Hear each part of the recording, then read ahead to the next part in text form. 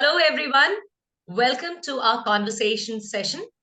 Let's welcome my friend Michael from Gateway, which is a charity working with children who are underprivileged, economically disadvantaged. Michael is also my friend on Scrabble. It's a words game. We've been playing that for years. So he is a native English speaker from UK. And while we are having a conversation, I would like you all to pay attention to his accent and the pronunciation of different words and also the phrases used by him. So let's start with you, Michael. What is it that you exactly do? What does Gateway Charity do? Can you tell us something about it? Hello, Jaya, and thank you for inviting me to join you and to speak to you so that the students can hear my accent. I hope that it will be a good example of an accent from someone who is English and who lives in London. The charity I work for, City Gateway, is a charity which helps young people who have left school without any qualifications. They haven't, for various reasons, managed to achieve the qualifications they need to find jobs. So we help these young people get their maths, their English, their digital skills qualifications. And we also help them to prepare for the world of work. We have practice job interviews. We help them to write their curriculum vitae, CVs. And we also arrange them to go into companies where they can experience life in a company and meet people in those companies. Because these people are from economically disadvantaged backgrounds, that's often one of the reasons why they didn't achieve the qualifications.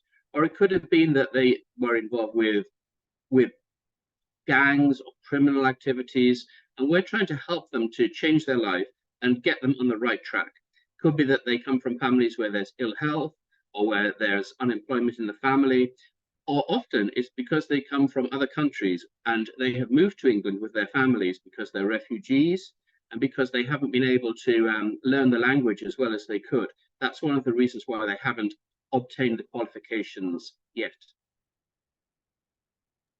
That is really great. So it's inclusive. It's not just native British, it's people from all communities. That's really great.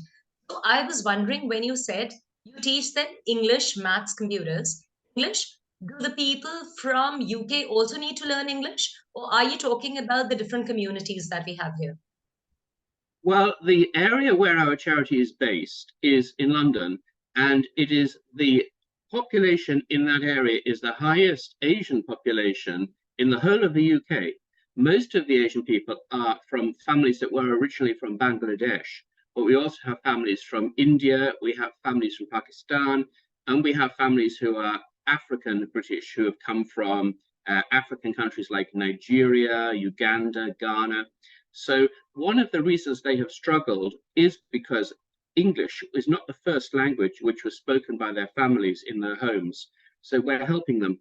But other factors have also held them back because in some of the cultures where these people come from, particularly some of the girls, it hasn't been seen as appropriate for them to go into the workplace and to be working on an equal basis with men in their heritage. So we are helping them to obtain the confidence and the skills to feel that they can go into the workplace and experience equality of opportunity.